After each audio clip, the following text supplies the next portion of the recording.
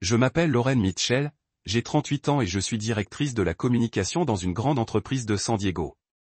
Et je n'ai pas été licenciée comme mon mari le pensait. J'ai été promue. Un tournant dont j'avais rêvé. Mais ce soir-là, en plongeant mon regard dans le regard froid et furieux de Nathan, l'homme qui m'avait juré de m'aimer toute ma vie, j'ai su que si je disais la vérité, je passerais à côté de quelque chose de très sombre. J'ai fait semblant de m'effondrer. Il m'a cru. Et à cet instant, j'ai découvert le plan orchestré par mon mari et ma belle-mère pour détruire ma vie petit à petit.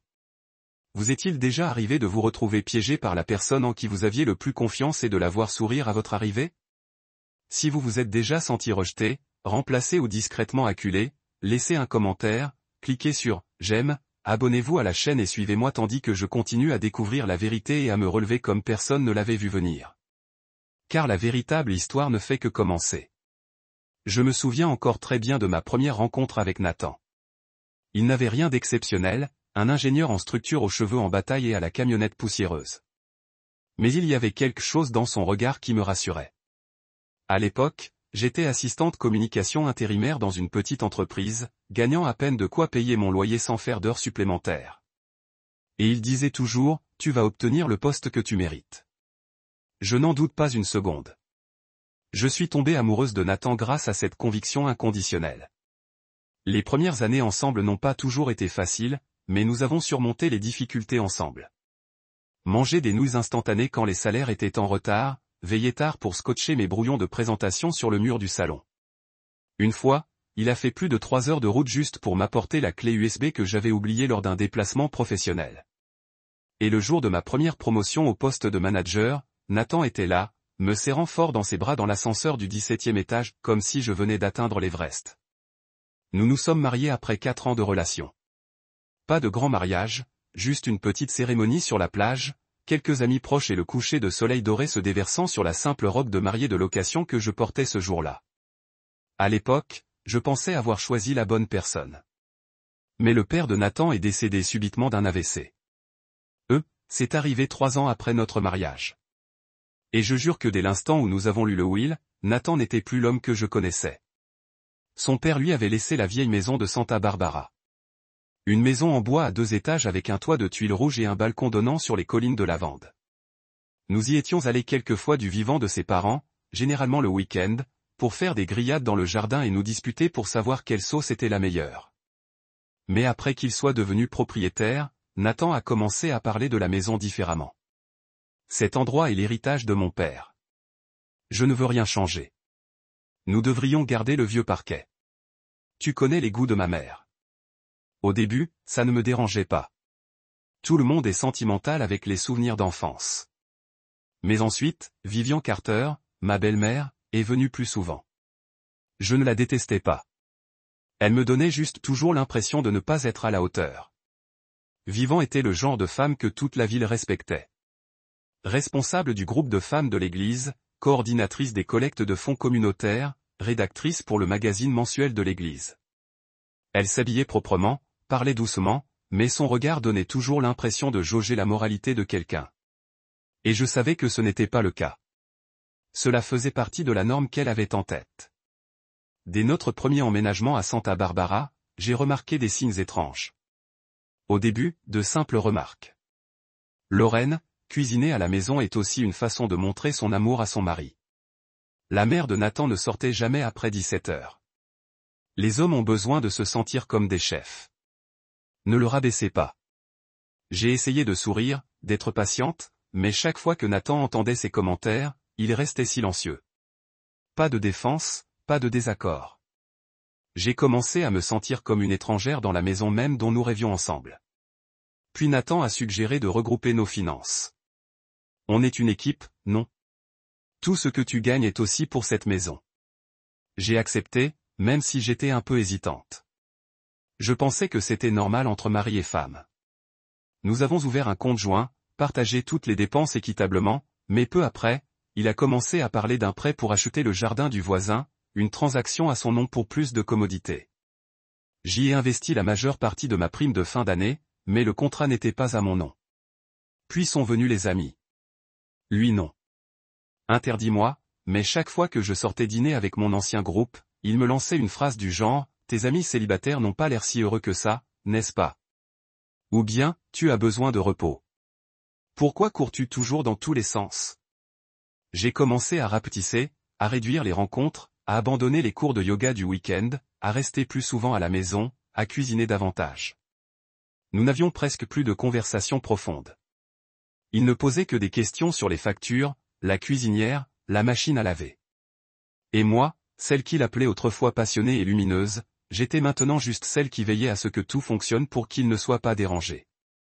Je croyais que ce n'était qu'une phase, que la pression de la perte de son père, du déménagement et de sa mère vivant à proximité avait tendu Nathan, que tout allait revenir. Je ne réalisais pas que ce n'était pas une phase. C'était une nouvelle version de lui, une version que je n'avais jamais rencontrée, mais qui devenait peu à peu celle qui prenait les décisions de ma vie sans jamais me demander mon avis. Et j'ai laissé faire, pensant que si j'aimais assez, si j'attendais assez longtemps, tout irait bien. Mais j'avais tort. Et cette erreur a failli me coûter tout. Je ne me souviens plus exactement quand le téléphone de Nathan a commencé à être toujours face vers le bas sur la table. C'était peut-être l'automne dernier, lorsqu'il a changé de modèle d'iPhone et qu'il a soudainement changé de téléphone. Code secret. Ce n'est pas parce que j'ai vérifié son téléphone que je ne l'ai jamais eu, parce que je lui faisais confiance. Mais quand on vit avec quelqu'un assez longtemps, on remarque les petits changements, la sonnerie inhabituelle au milieu de la nuit, les messages anonymes qui clignotent et disparaissent, ou la façon dont il sursaute légèrement quand on entre dans la pièce alors qu'il fixe son écran. Au début, je me suis rassuré. Il est stressé. C'est peut-être un client ou sa mère. Mais j'ai ensuite découvert un étrange virement depuis le compte joint. Pas une seule fois, mais plusieurs fois, avec la mention « Groupe communautaire caritatif ». Mais il n'y avait pas de nom d'organisation, pas de mot de remerciement, pas de reçu. Une fois, j'ai gentiment demandé simplement « Nathan, as-tu envoyé de l'argent du compte joint quelque part ?» J'ai vu quelques entrées étranges. Il n'a pas levé les yeux, il a juste répondu d'un ton neutre. « Oh, maman m'a demandé de l'envoyer au groupe de prière. Juste de l'argent pour le thé et des encas. » Du thé et des encas. Une fois, j'y croyais, mais ensuite, c'était près de 2000 $ en 3 mois. Et puis il y avait la question des enfants. Nous avions un accord très clair, pas d'enfants. Du moins, pas tant que nous étions tous les deux concentrés sur nos carrières. Mais ces derniers temps, Nathan répétait sans cesse des phrases comme « Tu ne crois pas qu'il serait temps de penser à la famille ? Si tout tourne autour du travail, quand sera-t-elle stable ?» Vivien disait « Plus on grandit, plus ce sera difficile d'avoir des enfants. » J'étais assise en silence dans la cuisine, écoutant mon mari répéter les paroles de sa mère comme si c'était la vérité, comme si nous n'avions jamais eu cette conversation de 3 heures dans le salon, il y a 2 ans, où nous avions clairement convenu de ne pas avoir d'enfants tant que nous ne serions pas vraiment prêts. J'ai commencé à avoir l'impression d'être transformé sans qu'on me le demande. La maison que j'aimais autrefois, avec ses grandes fenêtres donnant sur les collines et la cuisine où j'avais accroché toutes les poignées des placards, n'était plus un endroit où je voulais rentrer. Vivant avait sa propre clé. Elle venait quand elle voulait, ouvrait le réfrigérateur comme si c'était le sien, désignait le plombier comme si elle était la propriétaire des lieux et donnait des instructions au jardinier comme si j'étais une locataire. Un vendredi matin, je suis rentré tôt car une réunion avait été annulée. En m'engageant dans l'allée, j'ai remarqué que la porte d'entrée tremblait légèrement. La voix de Nathan résonnait depuis le bureau. Je ne voulais pas l'écouter aux portes, mais cette phrase, brève, claire et glaciale, m'a figé sur place. Elle est presque convaincue. Encore un petit coup de coude et elle se remettra en place. Un silence, puis un rire narquois. J'ai reculé, refermé doucement la portière et fait comme si je n'étais jamais revenu. Mais tout l'après-midi, j'ai eu la tête qui tournait. Étais-je bien elle? Convaincu de quoi? Et qu'est-ce qui me poussait? Ce soir-là, Nathan m'a souri par-dessus la table. Il m'a demandé, pourquoi as-tu l'air si sérieux? J'ai souri doucement. Je me suis dit, je devrais peut-être faire une pause. Ses yeux se sont illuminés. Une lueur de soulagement a traversé ce qui semblait être un regard désinvolte. Je savais que j'avais vu juste. À cet instant, j'ai commencé à recueillir la vérité. J'ai fouillé dans de vieux courriels, des reçus de cotisation pour la maison que je lui avais envoyés et des copies de contrats de décoration d'intérieur portant ma signature. J'ai acheté un disque dur externe et commencé à sauvegarder tous les documents relatifs à nos finances, à la maison et aux investissements. J'enregistrais les conversations chaque fois que Vivant venait à la maison. J'envoyais un SMS à Monica Green, ma meilleure amie d'université, aujourd'hui avocate spécialisée en droit du patrimoine à San Diego. Monica, j'ai besoin de te voir. C'est urgent. Est-ce bien ce que je pense? Ou alors, elle m'a répondu en 3 mots seulement. Ne signe rien. Je n'ai pas signé. Je n'ai pas parlé non plus. Je m'accrochais à chaque preuve comme un soldat se préparant discrètement à une guerre que l'ennemi pensait encore gagner. Je souriais encore quand Nathan me serrait dans ses bras. J'acquiesçais encore quand Vivien me demandait si j'avais reconsidéré l'idée d'avoir des enfants. Mais chaque soir, une fois la maison endormie, je restais assise au bureau à examiner chaque dossier, chaque enregistrement, chaque relevé bancaire. Je ne pleurais plus, car je savais que cette douleur se transformait en arme. Et le moment venu, je l'utiliserais pour que personne n'ose plus jamais m'appeler, un fardeau à remplacer. C'était un mercredi après-midi. Mon rendez-vous important avait été annulé à la dernière minute à cause d'un problème technique avec le client. Je n'en ai parlé à personne, j'ai juste tourné la voiture vers la maison par habitude, ressentant une joie silencieuse.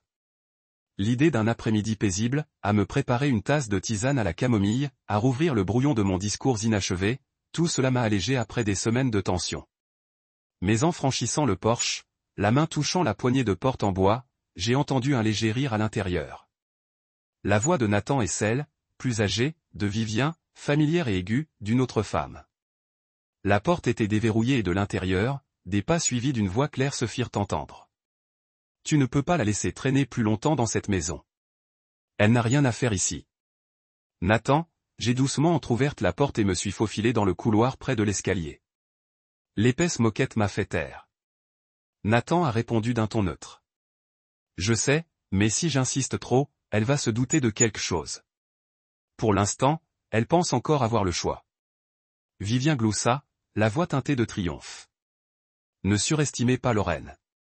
Les femmes l'aiment bien.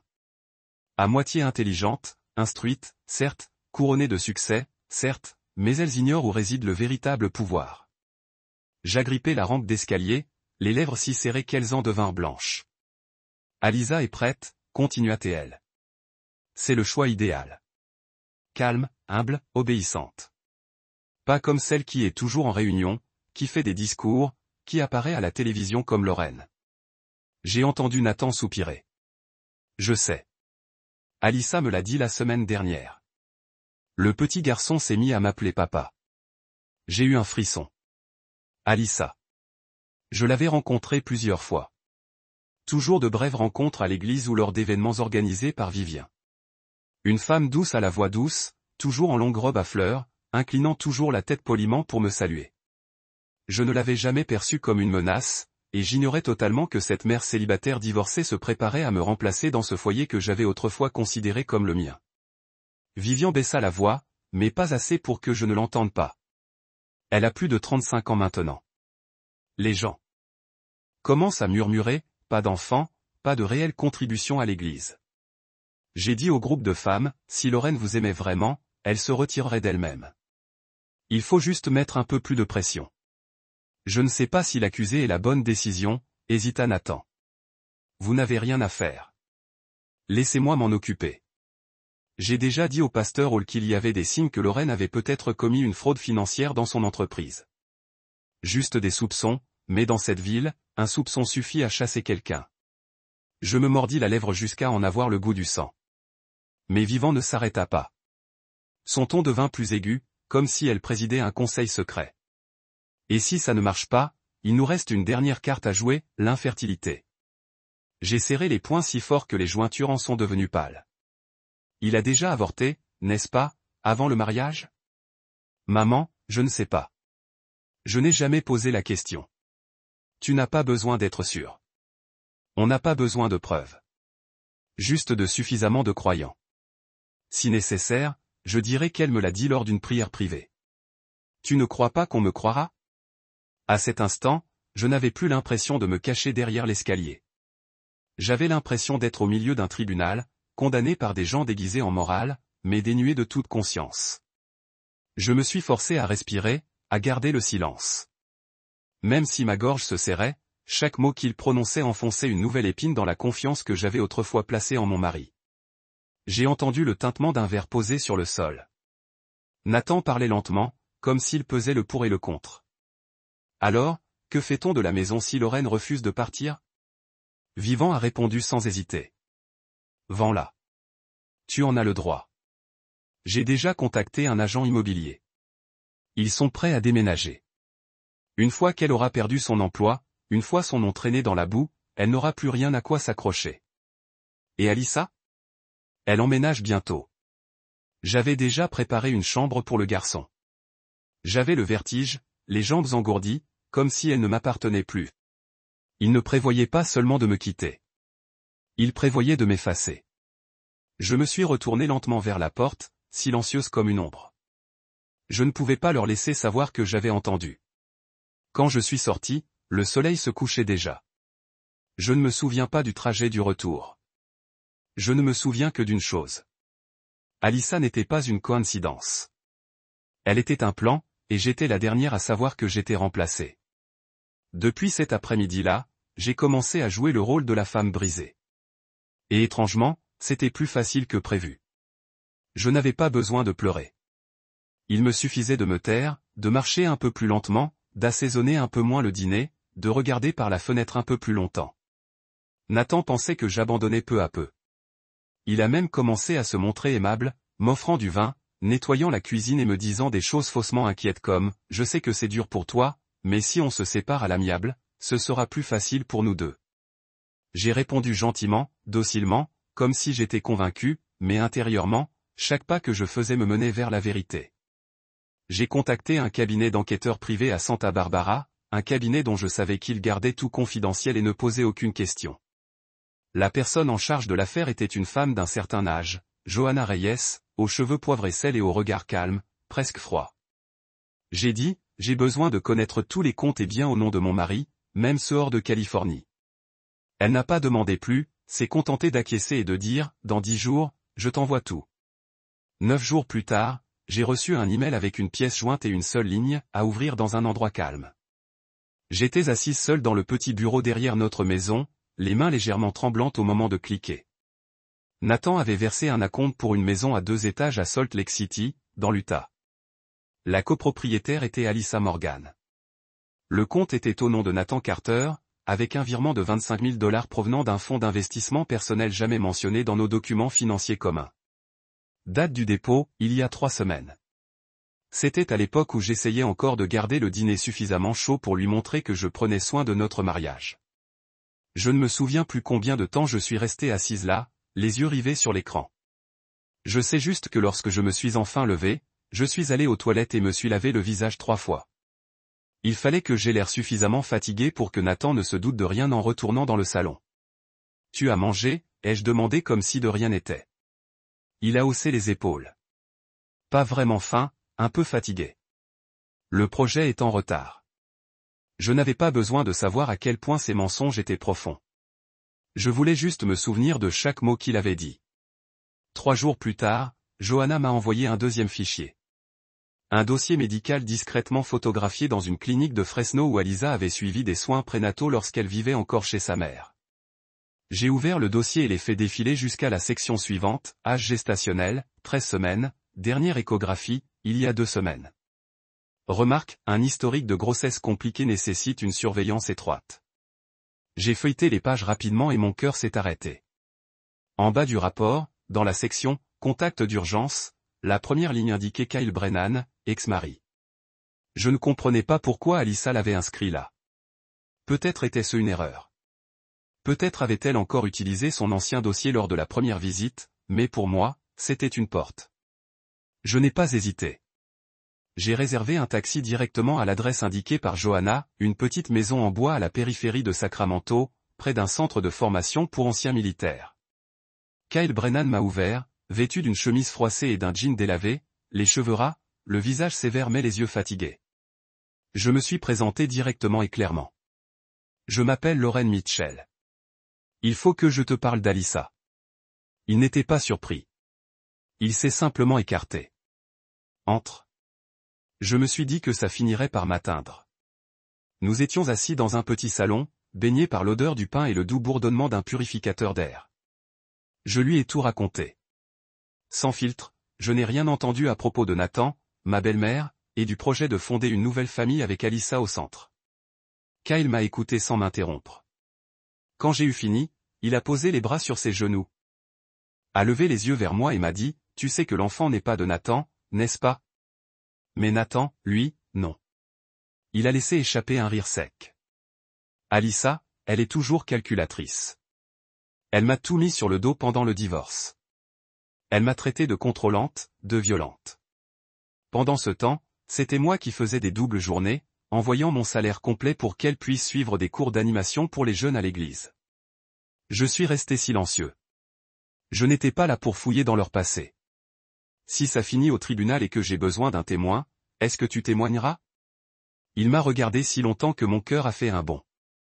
Je ne fais pas ça par vengeance. Je n'en veux plus à Alyssa, mais s'il y a une femme quelque part qui se fait remplacer par un mensonge, je ne veux plus me taire. Merci. Je ne suis pas sûr d'en avoir besoin, mais j'ai besoin de savoir que je ne suis pas seul. Kyle se leva et me servit un verre d'eau. Tu n'es pas seule, Lorraine. Crois-moi, tu n'es pas la première femme qu'Alyssa entraîne dans son labyrinthe. Mais tu es peut-être la première à savoir en retrouver la sortie. J'ai quitté la maison de Kyle au crépuscule. Tandis que la voiture roulait sur la route de plus en plus sombre entre des rangées d'arbres, j'ai levé les yeux vers le ciel violet profond et j'ai réalisé que ce combat n'avait plus pour but de sauver un mariage. Il s'agissait de sauver la dignité, la vérité et moi-même. J'ai demandé le divorce un lundi matin sous un ciel gris qui semblait comprendre exactement ce qui se passait. Pas d'annonce dramatique, pas de messages émotionnels. Je suis juste entré au tribunal, j'ai déposé les papiers et j'ai signé d'un geste ferme.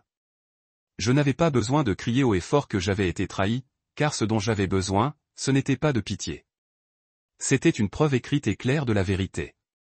Monica a déposé la requête en mon nom. Peu après, elle en a envoyé une copie à l'équipe juridique de Nathan. La réponse ne s'est pas fait attendre. 2 jours plus tard, je recevais une réponse officielle. Nathan Carter contestait formellement le partage des biens, affirmant que la maison était un bien hérité et non soumis au régime matrimonial. Sans surprise, je m'y attendais. Son avocat s'appelait Richard Mandé, un homme d'âge moyen aux cheveux gominés, toujours avec des lunettes à monture métallique, parlant d'un ton répété, comme s'il lisait un texte. Lors de la première audience, il a commencé par une phrase qui semblait polie, mais qui était lourde de sous-entendus. Mon client espère une séparation à l'amiable, sans conflit ni préjudice inutile. Il demande respectueusement à son ex-femme de quitter la maison au plus vite afin de préserver la réputation des deux parties. Monica n'a pas répondu immédiatement.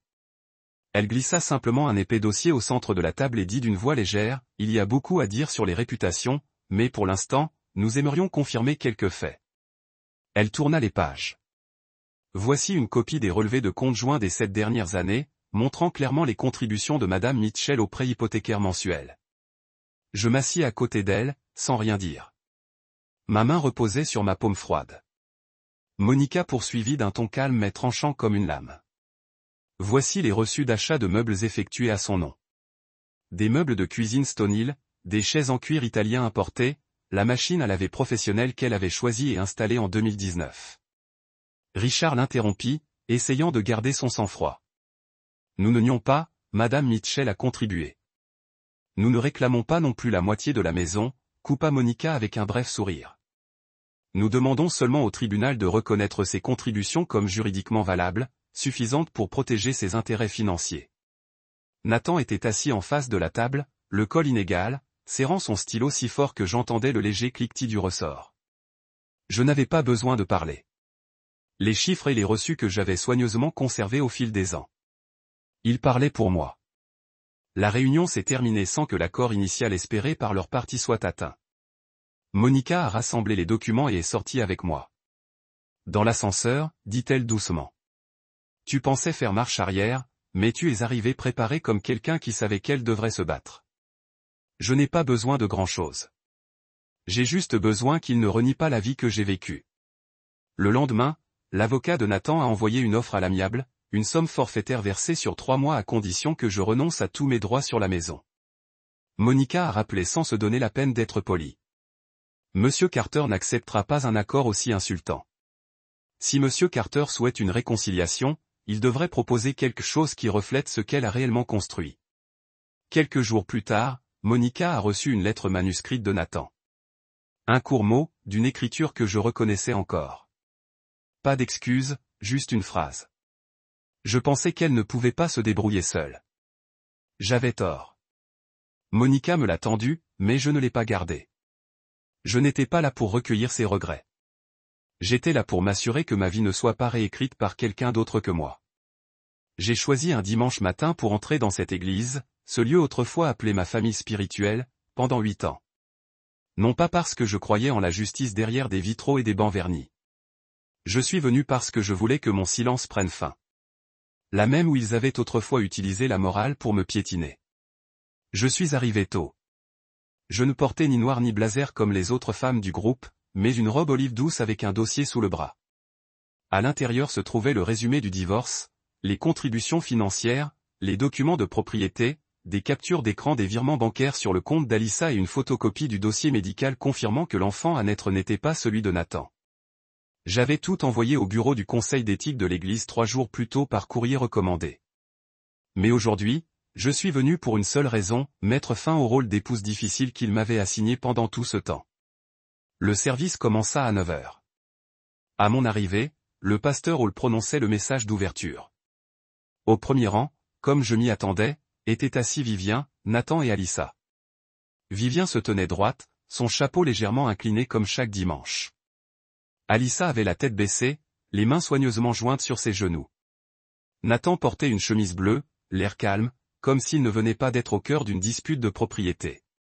Je descendis l'allée centrale entre les bancs, mes talons frappant le sol en rythme, plus fort que le chœur chantant Amazing Grace. Je ne m'arrêtai que devant le petit autel où reposait la croix en bois plaqué bronze et la Bible reliée en velours rouge. Tous les regards se tournèrent vers moi. Le pasteur Hall hésita. Mademoiselle Lorraine, quelque chose ne va pas. Je déposai délicatement le dossier sur le pupitre et me tournai vers toute l'assemblée.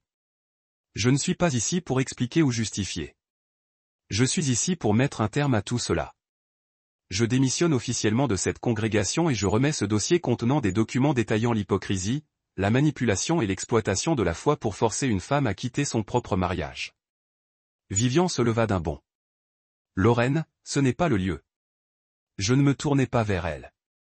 Je regardai droit vers le pasteur Hall et les membres du conseil assis à gauche. J'ai cru autrefois que cet endroit était destiné à la guérison. Mais si la foi sert à masquer la trahison, alors je ne veux plus de ce genre de foi. Alyssa baissa la tête.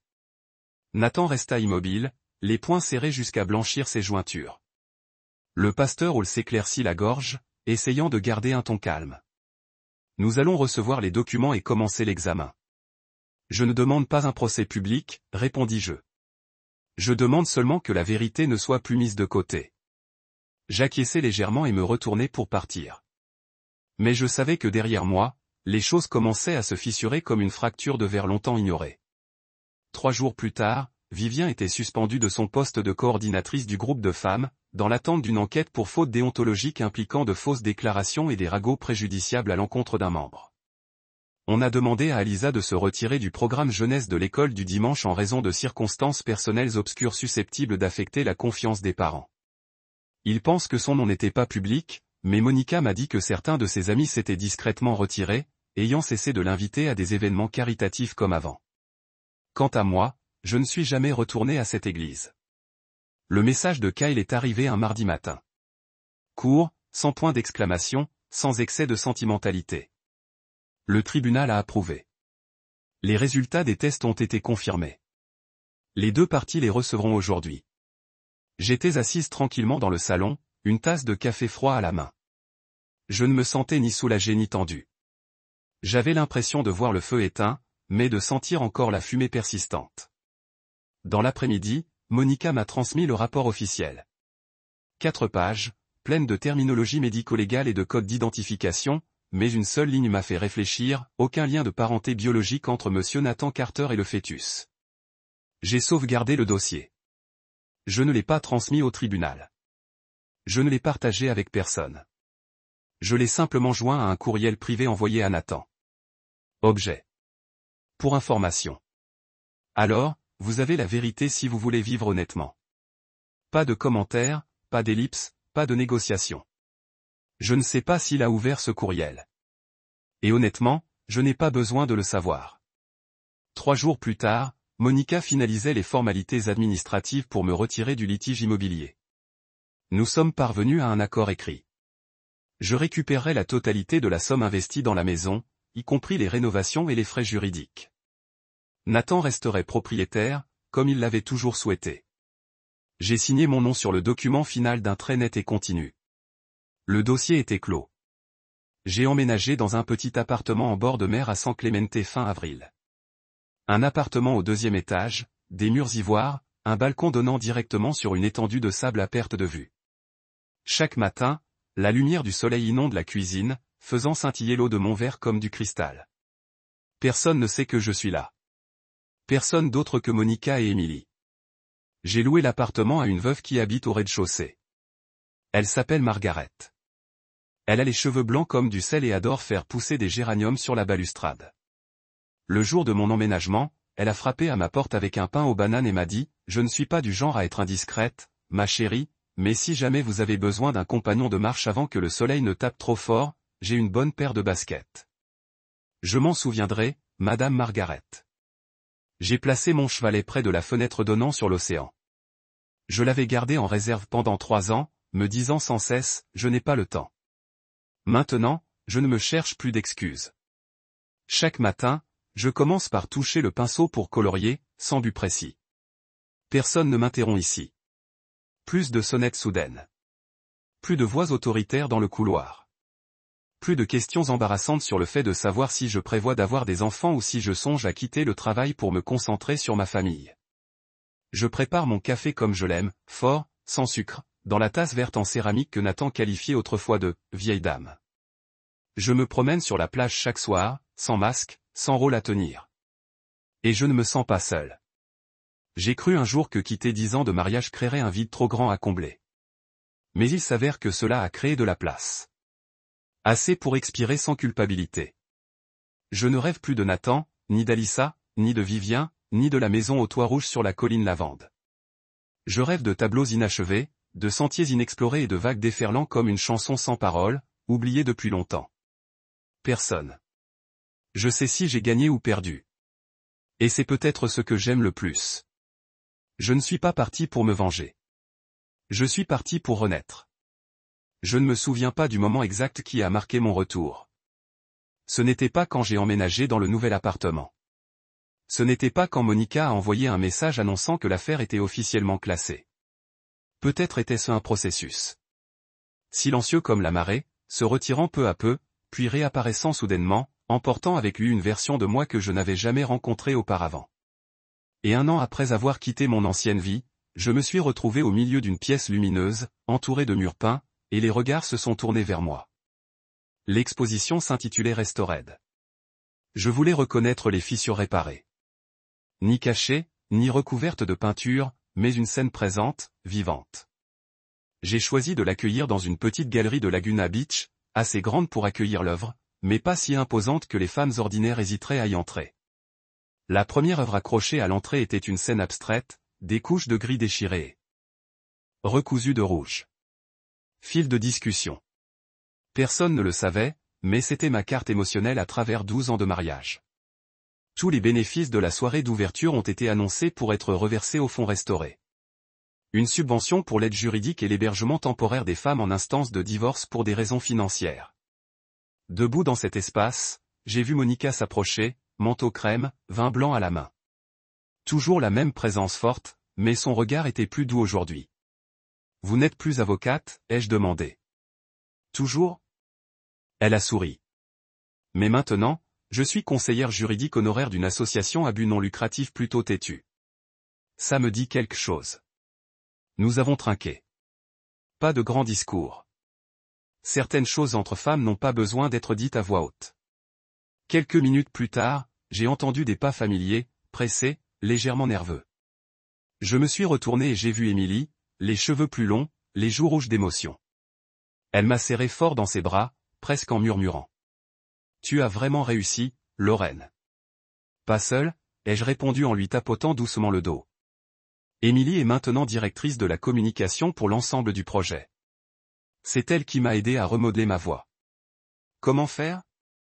Raconter une histoire, non pas pour pitié, mais pour se connecter. Pas pour la vengeance, mais pour nous rappeler, nous avons survécu. L'événement n'avait pas de champagne cher, pas de VIP, pas de clignotement. Mais chaque femme qui entra a lu les légendes sous chaque peinture, essuyant parfois une larme ou souriant faiblement. Ce fut le succès sur lequel je voulais tenir. Dans un petit coin, j'ai entendu un échange chuchoté. J'ai entendu que Nathan Carter est contre-poursuivre par sa mère et Alyssa. Sur cette maison? Oui, les actes en sont non, mais Vivant prétend que c'est un héritage familial et n'aurait pas dû être vendu. Alyssa veut des dommages pour avoir été trompée. Ils se déchiraient sur la chose même qu'ils avaient autrefois utilisée pour m'effacer. Et le prix de la tromperie, bien que tard, arrive toujours. Un journaliste de magazine local s'est approché, demandant si je serais prêt à faire une interview. Souhaitez-vous partager quelque chose sur votre processus créatif? J'ai regardé autour de la pièce. Éclairage doux, une présence silencieuse. J'ai pensé un instant, puis j'ai répondu, rien de profond. Je viens de peindre les moments où je pensais que je ne survivrais pas. Et maintenant je suis ici, pas pour raconter une tragédie, mais pour prouver que ce n'était pas la fin. Il hocha la tête, sourit, puis s'éloigna tranquillement, comme s'il comprenait que toutes les histoires ne devaient pas être séparées. Lorsque la nuit est tombée, je me suis tenu seul avant la peinture finale, une toile blanche avec rien d'autre qu'une seule fissure dorée bordée de feuilles d'or chatoyantes. Une femme derrière moi a demandé, pourquoi ce sol est-il vide? Je me suis retourné et je l'ai regardé parce que certains chapitres de nos vies écrivaient encore. Et peut-être que c'est la plus belle partie. Cette nuit-là, la brise de l'océan a glissé à travers une fenêtre fissurée portant l'odeur de sel et de laurier de la baie du balcon. J'étais assis dans mon studio privé, une petite pièce que j'avais convertie dans une chambre d'amis où une lumière jaune chaude a touché chaque peinture, chaque vieille tache sur le bureau de chêne. Un verre de vin rouge était assis à côté du haut-parleur. Le morceau de jazz que je jouais à Santa Barbara était sur « bleu et vert ». La mélodie dérivait comme de la soie, tissant à travers chaque pensée. Je n'avais pas l'intention de la soirée, personne à rencontrer, pas de courriel à répondre, pas de rappel de calendrier, juste moi et de silence dans sa forme la plus vraie. Je n'écris pas de mémoire. Je ne fais pas de longues interviews. J'ai refusé chaque article sur le passé, sur mon histoire inspirante. Sur le bureau, parmi les pinceaux et les carnets de croquis, se trouvait une lettre manuscrite. Le papier légèrement jauni, l'écriture manuscrite inclinée, délibérée. Merci de m'avoir donné une chance de parler. Tout le monde ne laisse pas les autres dire la vérité, surtout lorsque la vérité ne remplit pas sa victoire. Je vous souhaite une force continue, mais plus que cela, la paix, Kyle Brennan. Je l'ai lu pour la 3e fois, puis je l'ai plié, le plaçant soigneusement dans la vieille boîte en bois dans le coin de mon bureau. Celui où je garde les choses qui ne sont pas nécessaires pour le travail, mais trop importantes pour jeter. Sur le couvercle, une ligne que je m'étais sculptée. Les preuves ne sont pas destinées à blesser qui que ce soit. C'est censé vous protéger. J'avais l'habitude de penser que la justice signifiait que quelqu'un inclinait la tête dans la honte. Mais maintenant je comprends. Certaines victoires n'ont pas besoin de reconnaissance. Ils ont juste besoin de vous pour ne plus avoir besoin d'excuses. J'ai versé un peu plus de vin, je suis sorti sur le balcon. La brise nocturne était fraîche, une saveur salée sur la langue. Sous le sable scintillant avec une lumière éparpillée des maisons voisines. Au loin, un enfant aride d'un appartement. Un petit chien aboya une fois, puis se tut. Je me penchai contre la balustrade, tenant toujours mon verre, les yeux scannant le ciel rempli d'étoiles. Je ne souhaitais rien. Je ne me souvenais de rien. Je me sentais simplement comme si j'étais exactement là où j'avais besoin d'être au bon moment de la vie que j'ai choisi pour moi. Émilie m'a dit une fois lors d'une réunion d'équipe, « Vous ne savez pas cela, Lorraine, mais quand je vous ai vu debout sur scène à l'ouverture de Restored, j'ai pensé, c'est quelqu'un qu'ils ne reconnaissent plus. » Je n'ai pas répondu, mais à l'intérieur, je savais qu'elle avait raison. Pas que je suis devenu quelqu'un d'autre.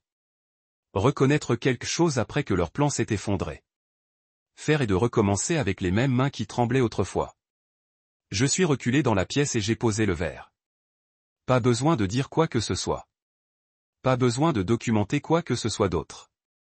Juste la musique qui joue toujours et une femme qui était autrefois négligée maintenant en paix dans une vie que personne d'autre ne peut emporter. Je sais que quelque part dans ce que je viens de partager, vous pourriez vous voir. Peut-être dans la partie où les doutes commencent ou où la vérité tranquille est rassemblée. Ou peut-être qu'à la fin où se tenir seul ne se sent plus vide. Avez-vous déjà été traité comme si vous étiez remplaçable par quelqu'un que vous aimiez, quelqu'un avec qui vous avez partagé une maison dans un lit? Êtes-vous déjà resté silencieux? Pas par peur, mais parce que vous écoutiez la vérité s'élevant sous l'illusion de la paix. Si vous l'avez fait, j'espère que cette histoire vous a donné quelque chose. Pas de colère ou de vengeance, mais la croyance que vous avez le droit de vous choisir, même lorsque les autres essaient de vous retirer de vous. J'adorerais entendre votre histoire. Laissez un commentaire ci-dessous. Même une ligne suffit pour nous rappeler que nous ne sommes pas seuls dans ces chapitres de vie apparemment séparés. Et si vous souhaitez suivre plus de voyages sur la vérité de la famille et la force silencieuse de la Renaissance, n'oubliez pas de vous abonner car il y a encore tellement d'histoires qui attendent d'être racontées. L'histoire de ce soir se termine par le silence d'une petite pièce et d'une lumière chaude. Mais qui sait, le suivant pourrait commencer par votre